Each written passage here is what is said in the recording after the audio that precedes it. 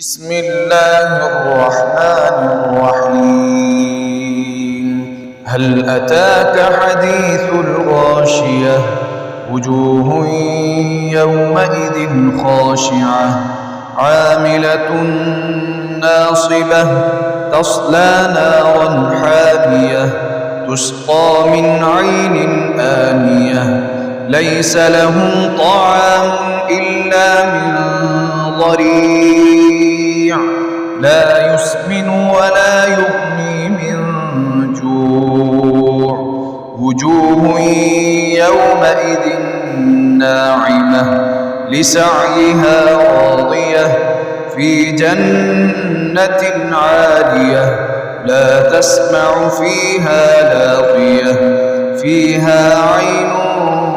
جارية فيها سرر مرفوعة وأكواب موضوعة ونمارق مصفوفة وزرابي مبثوثة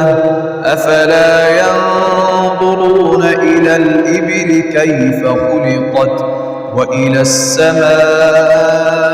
كيف رفعت وإلى الجبال كيف نصبت وإلى الأرض كيف سطحت فذكر إنما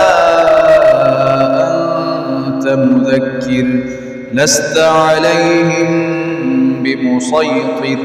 إلا من تولى وكفر فيعذبه الله العذاب الأكبر إن إلينا